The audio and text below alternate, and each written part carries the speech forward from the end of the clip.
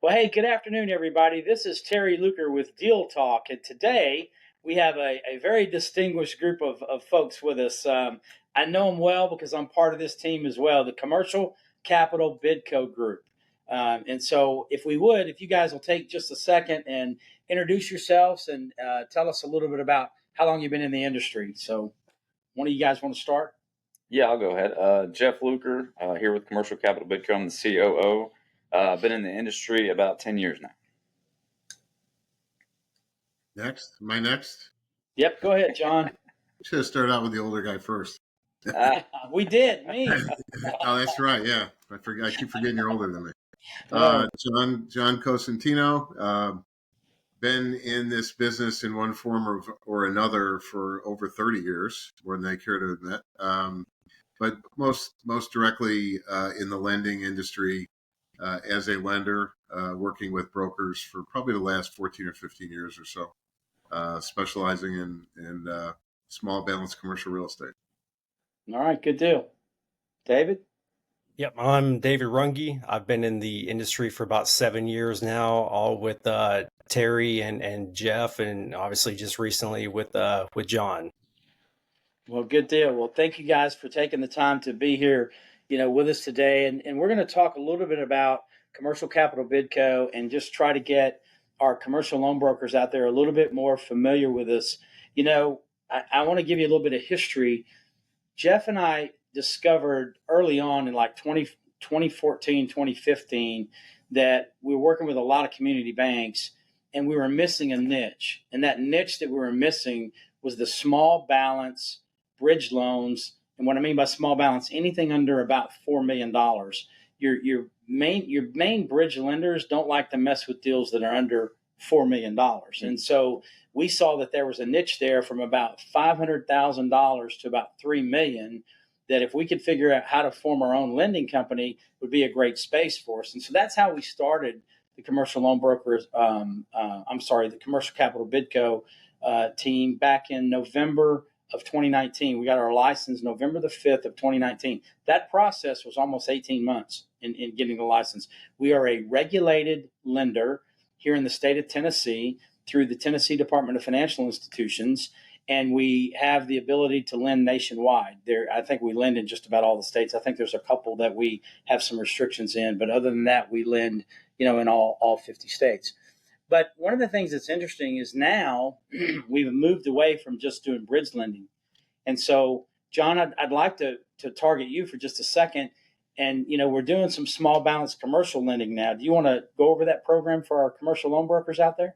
Sure. So we kind of categorize it into two groups.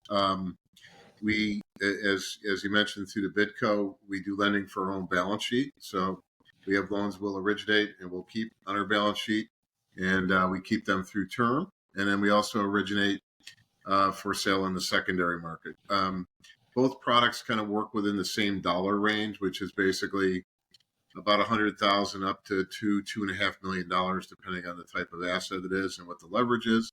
The bulk of the transactions are more true investor properties, and that the property generates its income through tenants. That could be a single tenant or multi-tenants. We also do quite a bit in what we refer to as owner-user properties. So that's going to be a situation where the owner of the real estate also owns a business that occupies that property. And that could be along with tenants as well, or it could be just a single tenant being the business owner, him or herself. So that has for a long time been really the core of what we've done.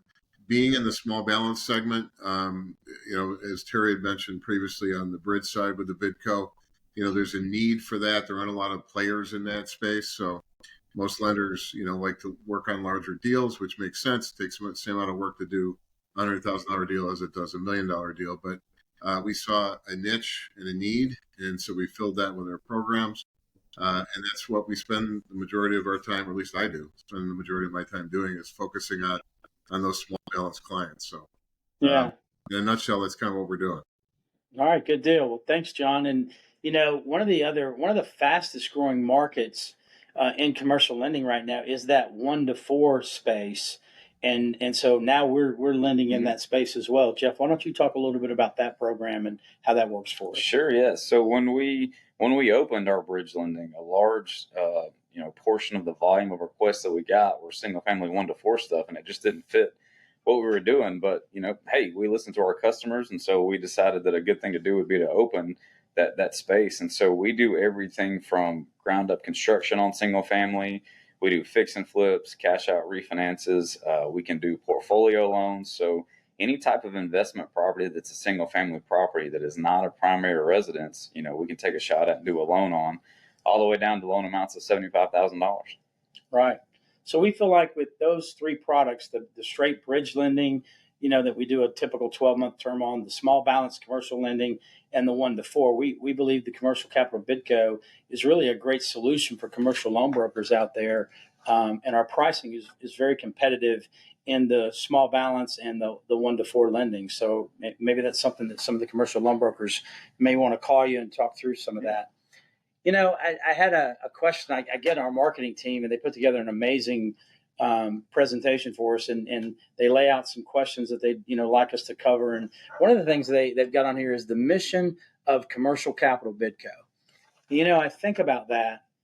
I've always thought when we started our initial loan brokering company, the Alternative Capital Solutions, I always said what we do is we create and save jobs. And it's really kind of what the BIDCO does as well. The mission of the BIDCO is to provide capital to entrepreneurs and business owners so that it can grow their footprint, so it creates more jobs, or it may save jobs. And so that's always been how I've felt about our mission, is to make sure that we can have the capital available for these business owners to grow and expand their business. I don't know any easier way to say that than that. John, what's your take on that? What do you think the mission of our company should be?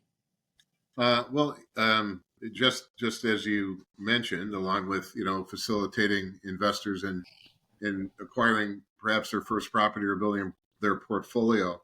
But it's interesting you note that, because if you look at our pipeline, we do our pipeline reports on Monday for everybody in case they're interested. But if you look at that pipeline and what those transactions look like, the vast majority of them tend to be people that are cashing out of a property to do something else, whether it's paying off a partner, expanding. We have a couple deals right now. One, they're building a new building, they're expanding their business.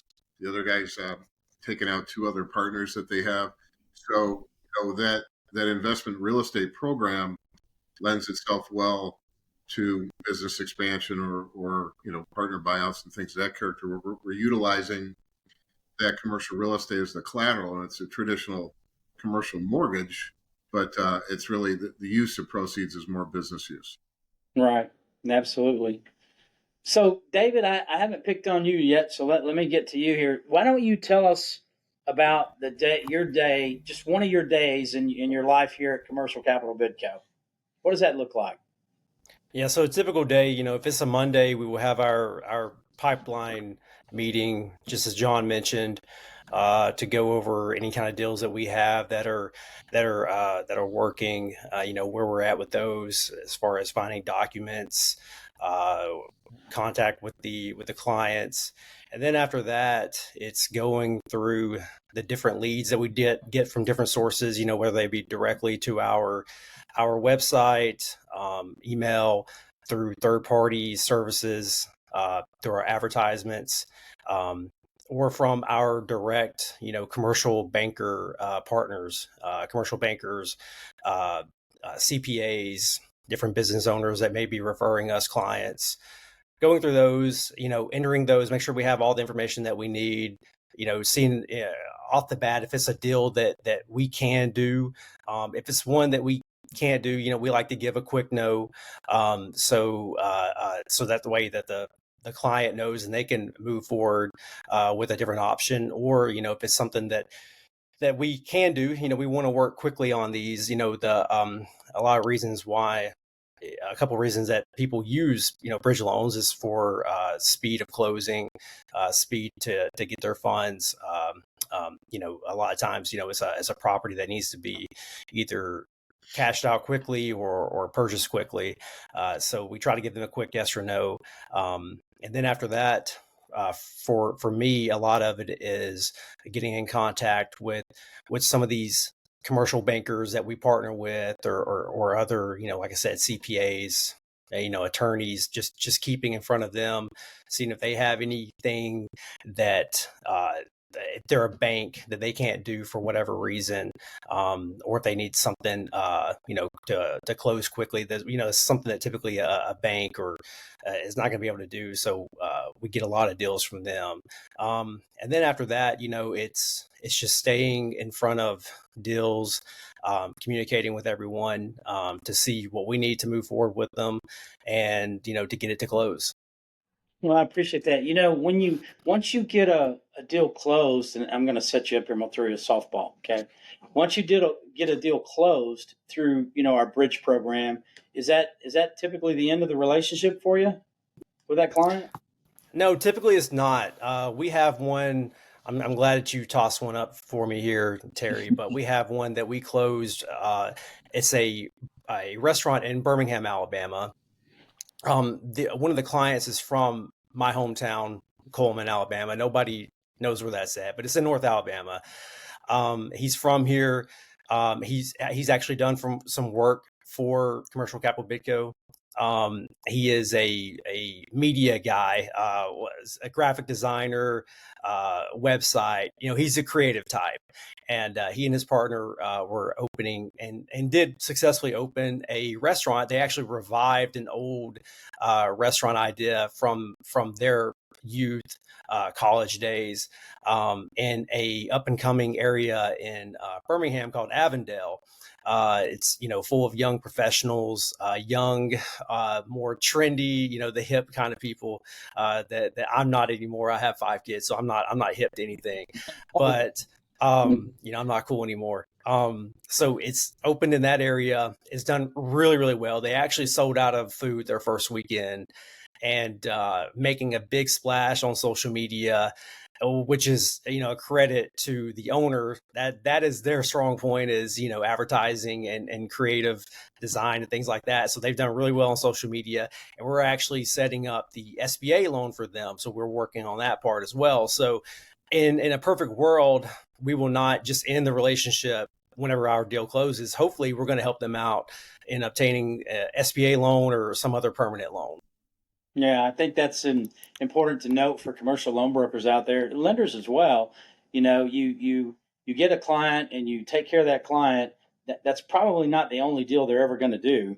I know we've got clients that we've been servicing now and helping for the last 10 years. One client comes to mind from, went from owning one car dealership to now he owns 5. We've been involved in all those transactions for him. So, when you get a client and you take care of the client and you provide solutions for him, you want to stay in touch with them, and keep them. So I appreciate that feedback. You did a really amazing job bringing those folks to the table, and then now getting them the permanent financing through the SBA. So that's really a great job. So what about you guys? Jon, I know that you spend a lot of time, working with a lot of brokers. What's a typical day look like for you? I mean, I know you start real early up there in the Northeast. So That's good. Well, I start early because I go to bed early because I'm old. But what happens? So I go to bed at 8 and I get up at 4. Yeah. But I like the morning. It's quiet time. Yeah. I mean, the bulk of our business that we're doing on my side tends to be broker driven. My background is in the training side for brokers. As a lender, but also as a banker. Prior to that, I was a banker for 21 years. But yeah, the broker business is strong. They've been delivering some real quality deals, helping them understand what we do makes a big difference in terms of getting quality submissions. I think we've got a couple mechanisms in place that allow them to get a quote on something without getting a great deal of information. So that makes it easy for them with the client. Here's a 1-page form. Give me this dozen items here, and we'll give you a quote on where we think the property will be. So that helps facilitate the influx of deals from a preview perspective.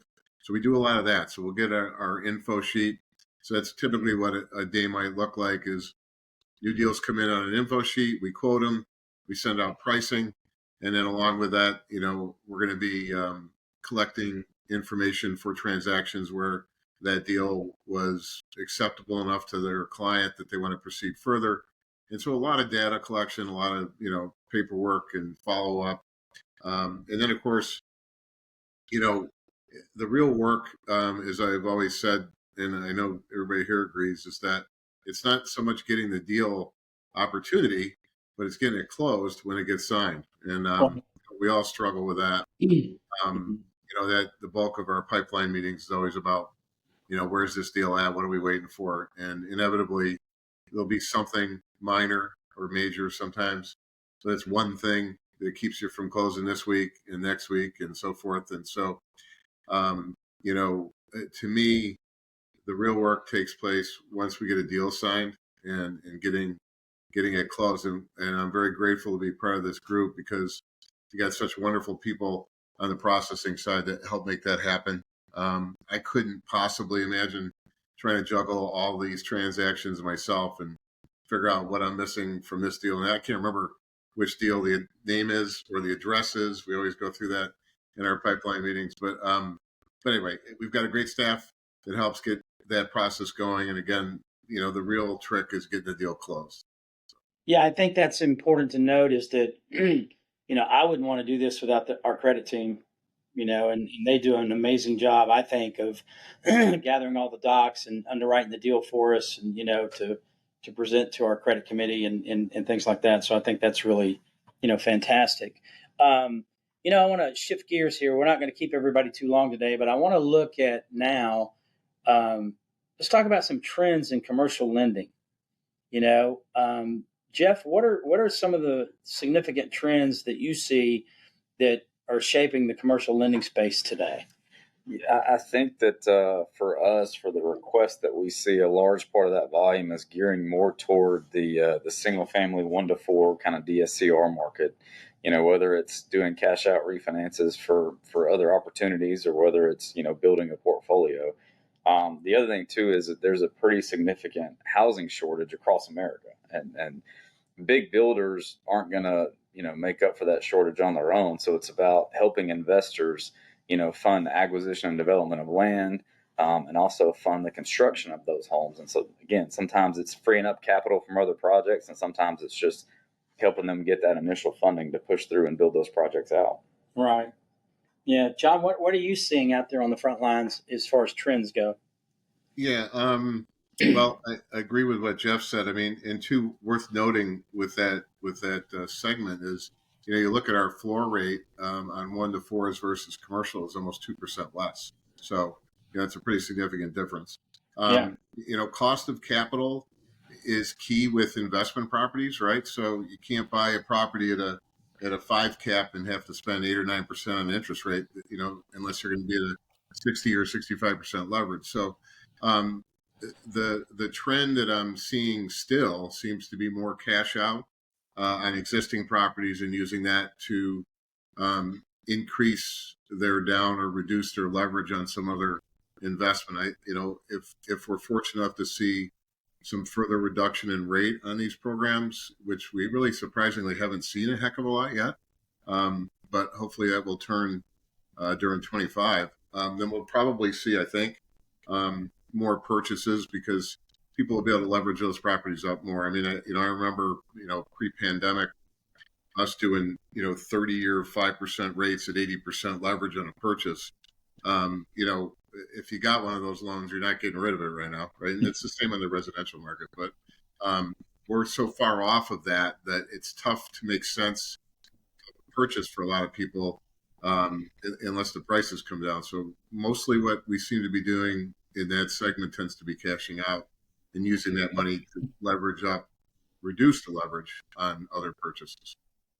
Yeah, I think the important thing to note there, what you were saying, John, is that these investors, these business people are tapping their equity. Yeah. And so that's what they're using us for, is to refinance those those 1 to 4 properties and then take the equity out so that they can put it into the next deal. And that's creative, and that's what you want to do if you're trying to grow your portfolio. And you're right. A lot of those folks right now, I know Jeff and I have some rental property, and I think we've got them at 4% for 30 years. Yeah. Well, we're not touching that. Yep. Those are just going to stay out there, So I think a lot of folks are doing that. But I think as the rates come down and the people need to, tap into some of that equity, I think you're going to see some of that, and is what I think. So, I read an interesting article this morning. I think I've sent it to all of you in the Wall Street Journal, how BlackRock just acquired HPS, and it's a little bit different than what we do. But HPS is a private lender, and what I found interesting about the article was Moody's projects that over the next 3 years, our private lending industry is going to grow to $3 trillion. It's going to triple. It's going to go from $1 trillion to $3 trillion over the next 3 years. And so companies like ours that are in this space, that are doing these private type lendings and things like that, there's going to be a huge growth opportunity. But there's also going to be a huge growth opportunity for commercial loan brokers. What would you say, Jon, to a typical person out there that's either a commercial loan broker or they're talking about, getting into the commercial loan broker industry right now, knowing what you're seeing from Moody's? That's not Terry saying that. That's Moody's saying that in the Wall Street Journal this morning. What would you say to them? Well, I think it depends on where you are in your career and what kind of network you have. But I think one of being a new to the broker industry, you kind of got to take whatever comes your way. But I think the successful folks that we work with tend to get very knowledgeable on a handful of products to be a product expert.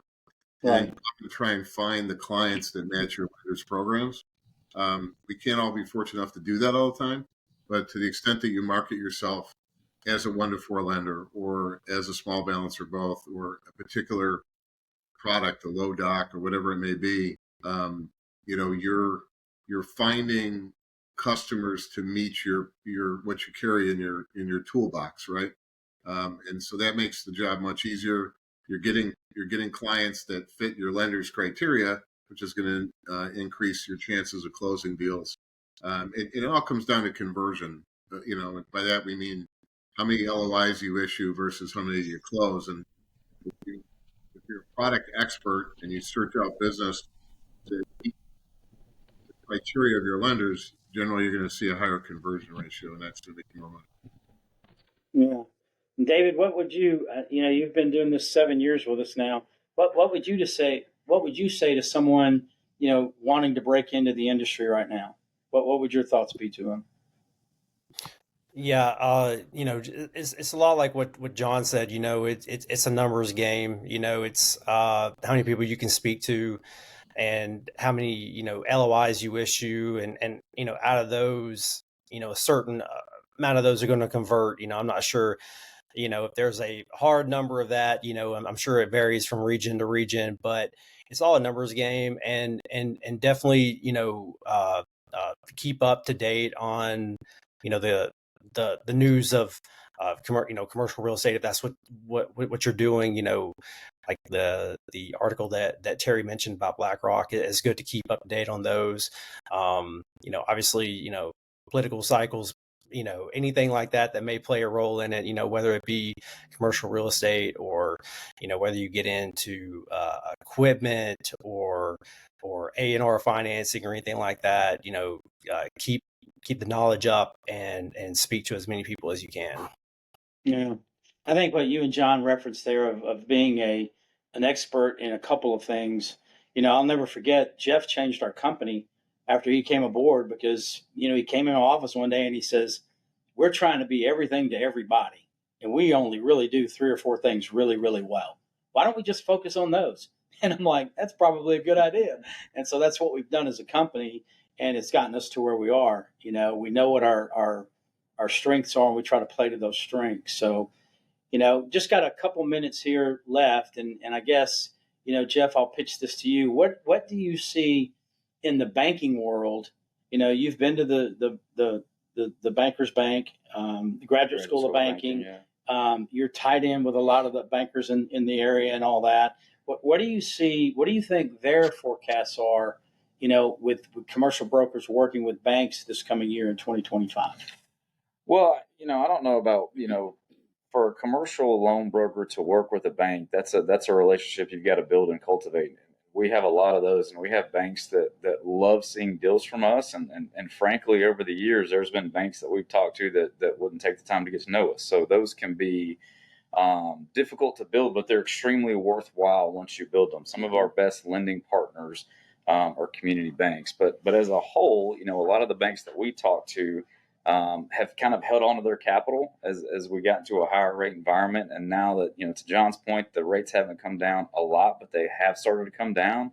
And so we see a lot of banks that are really working to deploy that capital, and they've got big first quarter goals. So I think there's certainly some opportunities there. Yeah, I think so too. So any last thoughts from anybody before we wrap up here? Send us deals. Yeah. So if you got some small balance commercial loans or some 1 to 4 deals, certainly send those to us. And then also any bridge deals that you have. I think we're known for that. I think the 1 to 4 and the small balance is relatively new because we haven't been in that, for over a year yet. So, but we'd love to help with those. But listen, this has been Terry Luker with Deal Talk, and I've had the folks from Commercial Capital BIDCO with us today. So look forward to looking at some deals with you and helping you grow and expand your business. Thanks, everybody. Have a great afternoon. Yep. Bye, y'all.